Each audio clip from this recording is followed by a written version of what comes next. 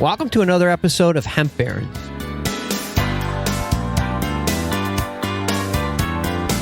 On today's show, we have someone whose passion for the plant was ignited when she was just a child, which partially explains how this Hemp Baron has accomplished so much at such a young age. In addition to running a successful hemp for-profit business, she also founded and runs a successful hemp not-for-profit. And in her spare time, she studies hemp history and produces a historical hemp podcast. Let's join Joy's conversation with Annie Rouse.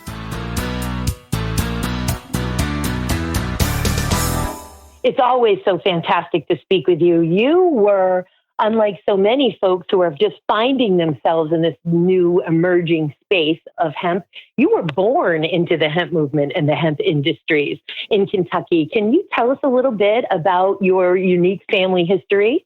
Yeah, for sure. I was introduced to hemp when I was at a ripe age of 8 years old because my dad actually did videography in Kentucky and he filmed Woody Harrelson's grand arrest down in Kentucky when he planted 4 hemp seeds to try to purposefully get arrested and take it to the Supreme Court to get him distinguished between marijuana on the Controlled Substances Act. So I was 8 when that happened. It was shining in my eyes. It was introduced to me to hemp initially and made me really curious about the plant.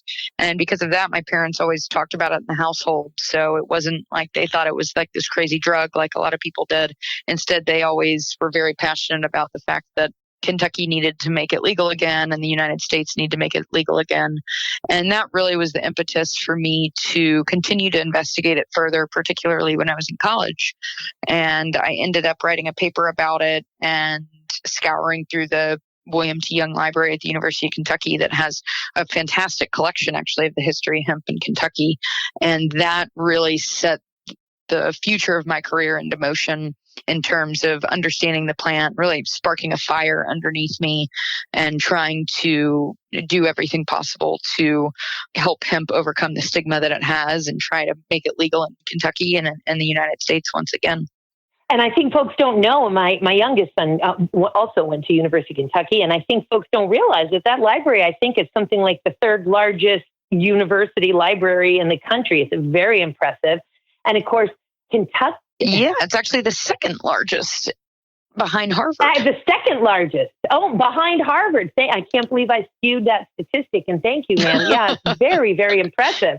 And obviously, Kentucky has a huge history in the hemp industries. And that is why, of course, back in the 90s, your dad, and then I know the Hickey brothers and some others, of course, along with Woody Harrelson, really were very instrumental in the revival of the movement there through political actions and acts of civil disobedience, just like you just described. Woody Harrelson coordinating with your dad and others the intentional act of disobedience, of planting those Schedule I controlled substance hemp seeds. Of course, they're not anymore, and getting arrested.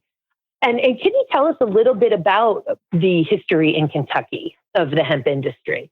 Yeah, sure. So hemp was one of Kentucky's largest cash crops in the mid 1800s and early 1900s. Kentucky actually in 1900, 90% of the United States' hemp came out of Kentucky, mostly within the bluegrass area in central Kentucky, and it fed a lot of times production would correlate with wartime efforts. And there were lots of fiber processing mills and grain processing mills throughout the state, as well as a lot of the farmers. Actually, I've read through old archives of pharmaceutical companies working with farmers who would harvest the hemp that was growing on the riverbanks of Kentucky and Ohio rivers. And they would harvest that and sell it to the pharmaceutical industry, like Eli Lilly and Bristol Myers and Squibb and those companies, and use it within their cannabis oils that were marketed, prior to the Marijuana Tax Act. And then once the Marijuana Tax Act came into place, that of course really pushed the industry underground. And with the rise of Hemp for Victory because of World War II, actually there was a pretty tremendous uptick in production in Kentucky and around the area. and that, in fact, as part of the U.S. Department of Agriculture's work to reinvigorate the farmers to grow hemp, they actually purchased a big warehouse in Winchester, Kentucky. And when they went around to really try and control the seed stock for hemp, they purchased it at farmers would say a very low rate as to what its true value was. But they went around and purchased or commandeered, one farmer said, the seed stock and put all the seed stock into this warehouse in Winchester, Kentucky, and then reallocated that back out to the farmers so that they could understand exactly who was growing and how much they were growing in order to supply the Navy with proper rope and have enough reproduction of the seeds as well for the following season. So Kentucky played a very pivotal role in those Hemp for Victory campaign and the World War II efforts to bring hemp back into the economy for wartime efforts. So it was very important for the state at that time. Critical role. Yes, a critical role. And for the listeners, for those out there who don't know what we're talking about when mentioning or referencing this movie, Hemp for Victory, if you haven't seen it, please, in your next spare time, you'll only 13 and a half minutes that will change your life when you go onto youtube.com. Search Hemp for Victory and try to get the results. There's lots of them. That's around 13 and a half minutes. And it's the USDA, the United States Department of Agriculture's film, because the Japanese, of course, had invaded the Philippines during World War II, cutting off our supply of hemp. And so we had no choice, even though we had basically taxed and regulated hemp out of existence through the 1937 Marijuana Tax Act. 5 years later, 1942, we're now begging farmers to please, oh my goodness, plant more hemp because we need it for the Navy. And so that Hemp for Victory, just real life-changing stuff when you see in our government's own words and through their own produced film, the real role that hemp has played here. And certainly Kentucky is highlighted in that film. Oh, yeah, definitely. Yes, and moving up to the current day, Miss Annie, you are involved in so many things. The hemp industry and the hemp movement is so blessed to have you. We serve on the HIA board together. We do a lot of the Hemp Industries Association board together. We do work together through the U.S. Hemp Roundtable, through Vote Hemp, through the various coalitions, and you're just such an active and valuable member. But I want to talk for a minute about your hemp barrenness, your commercial endeavors, which are so important and are so successful. Anavii Market that you and advocacy and hemp industry leader Jason Amatucci founded together. Can you tell us a little bit about Anavii Market and what makes Anavii different than other portals or outlets selling hemp extract products? And CBD, hemp-related CBD definitely. products. So Anavii was really born out of the fact that I had a health problem a couple years ago and decided to turn to CBD, knowing so much about the industry already, but really being more on the grain and fiber side. I gave CBD a try and it really helped. The initial product that I tried really helped me a lot. And then I started trying other products and realized that they didn't help me as much as the initial product that I had tried, and started investigating the space more and noticed that there was a large discrepancy between companies and the products that were on the market. And you see that more and more now with the FDA coming out against a couple companies and with different studies saying 70% of the CBD products on the market are mislabeled, and other companies having contaminants and things of the like within the products that aren't healthy for people who are trying to get healthy off of these products. So Jason and I met at, actually we had been acquainted in the industry prior, but really got to know each other at the Hemp Industries Association conference in Lexington in 2017, and decided that we were, very compatible as business partners. And I had already been tinkering with this idea of creating a marketplace for verified CBD products. And so we ended up partnering together to bring that into fruition. So Anavii Market was born in January of 2018. And Anavii stands for, it was a word that we made up, but the definition is an alternative lifestyle.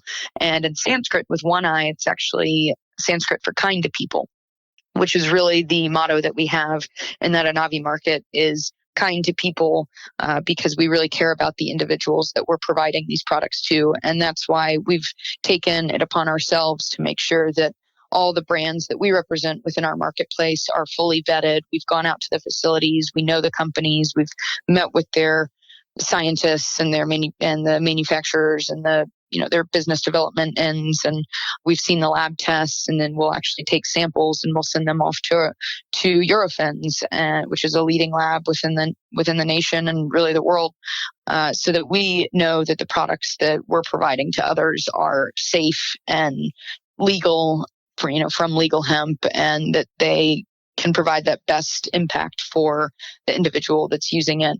Just like I wanted when I very first got, introduced to CBD products several years ago. So we wanted to bring that to other people so that they could have a positive experience. Because if people aren't having a positive experience with these products that are new and up and coming, then they're not going to turn back to them again. And that's not good for the industry in the end. So it's all about building a sustainable industry and making sure that what we provide is safe and effective. Indeed. So what sets Anavii apart of other outlets that sell multiple brands of CBD is that you have carefully and diligently curated the products that you sell for safety, quality assurance, and obviously sourced from legal hemp. So when folks shop on Anavii Market, they know that those are diligently curated products that meet very high standards for quality and consumer safety. Oh, yeah. We've tried them all ourselves, making sure that they work work for me, they work for Jason, they work for our employees. So, we're not afraid to take them either. And yes, they're highly curated. And then we have a lot of educational content as well, tips to help people improve their experience with CBD. We have what we call our Wellness Pal, which is a product selection tool so that people can answer a series of questions, and then it provides recommendations based on their desires and needs. So it is a highly curated platform, and you can find it on AnaviiMarket.com. It's ANAVII Market.com.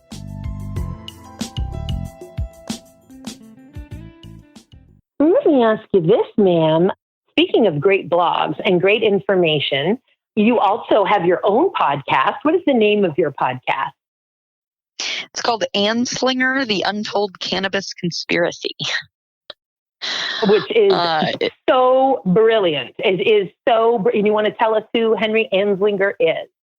Anslinger, the Untold Cannabis Conspiracy is a brainchild of mine. It's a combination of narration and interviews with experts at the topic at hand.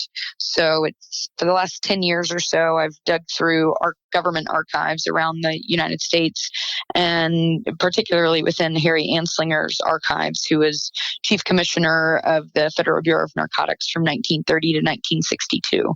So he created all the drug enforcement strategies that exist today. Obviously, cannabis is one of them, including hemp. And so the podcast really takes a look at this drug prohibition within his eyes, and what was he doing in that time, and who was he, and how did his approach to drug control impact the way that we view narcotics today and medicine today and imprisonment and a whole series of things that across a wide range of spectrum that have really influenced modern America. So it's a deep dive into that, and it's 9 episodes right now. They take a really long time for me to create, so because it's a lot of research and then editing and narration and interviews. So I've gotten, you can find it on iTunes and Google Play and Spotify and Stitcher and pretty much anywhere, and on thinkandbethoughts.com, which is my personal blog. But yeah, there's 9 episodes right now. Such a fascinating subject, and one of the more fascinating history within any form of cannabis history presentations that I've ever seen or heard. Thank you. Really amazing stuff. And yeah, I used to hate history growing up, but reading this and understanding this and really creating this podcast has made me love history. It's kind of an odd experience that I've had with it all. Yeah, no, indeed. I mean, it's a fascinating history. And for the listeners who don't know, the Federal Bureau of Narcotics was the original incarnation of the Drug Enforcement Administration. So the SDN turned into the DEA. Right. And just really great to understand who we are, to understand our psychology as a people, as a nation, as a civilization. And then yet more information and more advocacy work, as if your advocacy work with all of these other organizations wasn't enough, and I don't know how you do it. You also have Friends of Hemp. Can you tell us a little bit about what Friends of Hemp is? Yeah, so Friends of Hemp was created like late 2015, early 2016, and really because we needed a nonprofit to help with some of the educational movement that we were doing. So we started doing a lot of hemp foods cook-offs and hemp tap takeovers, and just getting chefs in the community to start understanding how to incorporate hemp into their diets and into their everyday routines. So it started out as that. We continue to do those events now, but more recently we have brought on the Hemp Feed Coalition, which is a program now of Friends of Hemp, and it's a group of industry stakeholders who are working with manufacturers to try to get hemp approved as an animal feed. So it's a really important movement. It's actually pretty bizarre that this is the oldest crop on earth, but yet we don't have all of this research that proves, or past marketability that proves, that hemp was used within animal feeds or certain products prior to when certain regulations went into play. So we actually have to do all of these clinical trials for dogs and cats and horses and different production animals like cattle and pigs and chickens, so that we can prove that these products are actually safe for animal consumption, and that they're safe, particularly when the animal consumes it and then when we consume that animal. So we have to go through this really deep dive into making sure that the products are safe. And it's pretty weird to think about, because I was reading some information the other day about cattle feed, and a cow can actually, up to 3% of its diet can be candy. And yet we're sitting here trying to prove that hemp is actually safe for a cow to consume. So it can be candy. You just said candy with how a C. insane that is.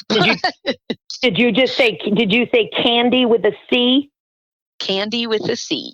Like Mars, for instance, they're like byproducts of manufacturing. They want to do something with it, right? So I guess, a decade ago or so, they decided, let's just throw it into the cattle market. So they'll sell that to manufacturers, who then grind it down and mix it up with other feeds, and then they'll feed that into the cattle market. So it'll be like sprinkles and Snickers and, old food, essentially. Indeed. No, animal feed and pet feed is a highly exploitive market. And when we had the mad cow disease scare, that's when things really started to change in ag feed. But getting back to the Hemp Feed Coalition and hemp specifically, even though, of course, we know that it is much healthier for the animals and will produce a healthier result, both with omega-3s, with protein, and all of the various functions of the systems, animal systems that depend on EFAs for optimal functioning. Not a single ingredient for a single species has been approved in even North America. And is it right that the FDA requires a application for each ingredient for each species? So hemp seed is one ingredient. Hulled hemp seeds is one ingredient. Hemp seed oil is another ingredient. Hemp extract would be another ingredient. But so a separate application for each ingredient and each species, other than, of course, dogs and cats. So I guess they give us that freebie because we don't consume dogs and cats per se in this country. Is that correct? Yeah, that's right. We might be able to add certain ingredients onto other ingredients. It just depends on what the moisture is and what the initial nutritional analysis and toxicological reports provide. But as long as they're within like the same realm of nutrition and moisture, the FDA, Center for Veterinary Medicine, may allow us to combine those products. However, when we initially approached them, it was each ingredient per animal. So we're looking, at like 7 to 8 different species and probably about 8 different ingredients. So it's going to take a lot of time and a lot of money to get just hemp approved as an animal feed. But, it's so important for the farmer and for the processors. There's a ton of byproduct right now that's just essentially being wasted, and we can easily use that within animal feed markets and create healthier animals. And you are what your food eats. being a co-owner of a hemp grain processing facility, I'm acutely, if not painfully aware of, we call it co-products, sister. Ain't no such thing as a byproduct in hemp. They're all co-products. So yes, painfully aware of seed cake piling up as we can't keep up with the hemp seed oil orders, but the seed cake, which is the co-product, which is, milled into protein powders or coarse ground meal or hemp flours, and certainly used for ag feed, is really piling up. So we really need to open up those agricultural markets for our farmers and for our processors for an obviously healthy ingredient to add and incorporate into animal diets. And isn't it true that the bioaccumulation of THC within these species is sort of the big question mark that the FDA and other departments of ag and departments of health are wanting to look at? Bioaccumulation of THC, is that sort of the big issue? I would say that's part of it. I think it's also, do the animals eat it? Do they want to eat it? And then how is it going to impact, for instance, ruminant animals versus non-ruminant animals? So they just don't really know how those omegas might carry over, and there's just a lot of unknowns. However, I think you could pretty easily understand how the omegas might carry just by looking at flax or other grain products that are similar in the omega profile as hemp is. So I would say that the cannabinoids in general, maybe not necessarily just THC, but the whole spectrum of cannabinoids is probably a concern. Not necessarily because the other cannabinoids are intoxicating, because they're not, but just knowing, well, how much is going to be in it when the cow, gives milk or when you eat the cow, and then how much of that is accumulating in you, because that obviously will impact the health of humanity, probably for the better. But that's just my opinion. But we'll see what the science says. Indeed. No. And I know in the Washington State Department of Agriculture, I used to live in Washington State, was tasked with doing a study of hemp as ag feed for the laying hen. That was their major thing in the end was, boy, we were concerned about a consumer appearance that if you buy your eggs from Washington, you're going to get high off them if we start feeding them hemp seed. And by the way, Washington Department of Ag is far more sophisticated than that truncated comment I just made. It just said, it's a consumer issue, it's a safety issue. It just seemed like, again, it's this social engineering that we are all still dealing with now is still raises its head, even in ag feed. And Miss Annie, if people want to donate to the Hemp Feed Coalition, which is doing some of the most important work right now in the country and for the farmer, where could they go to donate? Yeah, you can go to friendsofhemp.org, and there are different tabs in which you can be prompted to donate. Right now, we actually got our PayPal account shut off because we're dealing with hemp, but we are looking for alternatives to be able to donate online in a simplified manner. So ideally, we'll have those set up, but our address is on the page, and you can send a check to that address, and your donations are warmly accepted. Checks and money orders. Excellent. Well, Miss Annie Rouse, just hemp baron and hemp goddess of epic proportions, of Anavii Market, of Friends of Hemp, of your incredible podcast, and of all the nonprofits you serve. And as president of the HIA, thank you for your service on the HIA board. We're so grateful to have you today and for your time and for everything that you do for hemp. And I hope that we get to have you on again. Oh, I hope you'll have me back again. And thank you for all of your hard work in the industry. My honor, my pleasure always, sister. Thank you so much, Miss Annie. Until next time.